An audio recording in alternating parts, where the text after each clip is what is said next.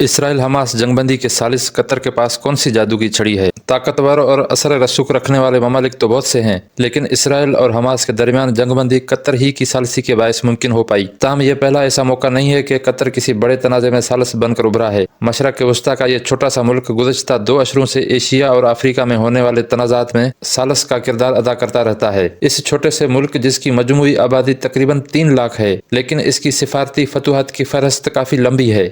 Qatar ने सन 2008 में यमनी हुकूमत और हौसी बागियों के दरमियान सालसी का किरदार अदा किया था। इसी तरह कतर ने लबनान के आपस में लड़ने वाले ग्रोहों के दरमियान होने वाले मज़ाकरात में भी सालसी की, जिसके नतीजे में सन 2009 में लबनान में इत्तेहादी हुकूमत कायम हुई। सन 2009 में ही सूडान और चाड के दरमियान बागियों के मसले पर मुज़ाकरात भी कतर की सालसी में हुए, जबकि जिबूती और एरिट्रिया के दरमियान सरहदी झड़पों के बाद सन 2010 में कतर ने उनके दरमियान सालसी का किरदार अदा किया, जिसे अफ्रीकी इत्तेहाद ने भी बहुत सराहा। यही नहीं बल्कि सन 2011 में सूडानी हुकूमत और बागी ग्रोह लिबरेशन एंड जस्टिस मूवमेंट के दरमियान भी कतर ने दारफुर मुआहिदा करवाया, जिसे दोहा मुआहिदा भी कहा जाता है। सन 2012 में हमास और फतह ग्रोहों के दरमियान भी सुलह और अबूरी हुकूमत के ढांचे पर मुआहिदा कराने में कतर का बड़ा हाथ था और इस मुआहिदे पर दस्तखत भी दोहा में हुए। लेकिन जिस सालसी का आजकल सबसे ज्यादा जिक्र हो रहा है, इसराइल और हमास में सालसी से कबल कतर ने तालिबान और अमेरिका के दरमियान अफगानिस्तान से इनखला का मुआहिदा भी अपनी सालसी में करवाया, जिसकी वजह से अफगानिस्तान में 2 अशरों से जारी जंग का खात्मा हुआ। ये छोटा सा मुल्क कतर इतना कामयाब सालिस कैसे बना?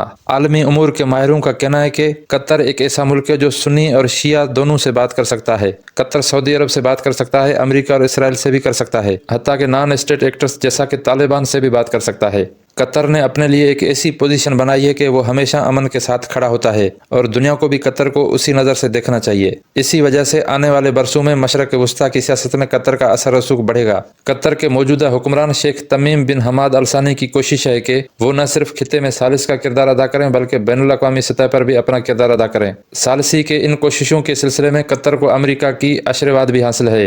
कतर और अमेरिका की दोस्ती कितनी गहरी और कितनी मजबूत है। कतर अमेरिका का करीबी इत्तेहादी है और कतरी दारुल हुकूमत दोहा में सेंटकॉम या सेंट्रल कमांड का हेडक्वार्टर्स बनने के बाद मशरक़ वस्ता में सबसे बड़े अमेरिकी अड्डे का क़याम हुआ, जहां हजारों की तादाद में अमेरिकी फौजी रह रहे हैं। मशरक़ वस्ता में इसराइल के अलावा कतर अमेरिका का सबसे बड़ा दोस्त है, जिसका मशरक़ वस्ता के दीगर ममालिक जैसा कि सऊदी अरब, कुवैत, ओमान और मुत्तहदा अरब अमारात मुकाबला नहीं कर सकते। ताहम ऐसा नहीं कि सब अच्छा ही है। अमेरिका और इसराइल को कतर की सिफारती मावनत पर एतमाद तो है, लेकिन उन्हें कतर के हमास के साथ तल्लुकात नापसंद हैं, जिसका माजी में अमेरिका और इसराइल इजहार भी कर चुके हैं। सऊदी क़यादत में गल्फ कोऑपरेटिव काउंसिल का रुकन होने के बावजूद कतर के ईरान के साथ तल्लुकात कभी मुतासर नहीं हुए, जबकि कतर के हमास और इख्वान अल मुस्लिमीन के साथ भी नजरियाती तल्लुकात हैं। सालसी की कोशिशों के दौरान माजी में कतर ऐसी तंजीमों के रहनुमाओं की मेजबानी भी करता रहा है जिन्हें अमेरिका और यूरोपीय ममालिक दहशतगर्द तंजीमें करार देते हैं। कतर गजा को माली इमदाद फराहम करने के अलावा दोहा में हमास के सियासी रहनुमाओं की मेजबानी भी करता है, बिल्कुल वैसे ही जैसा कतर ने अफगान तालिबान के लिए किया था।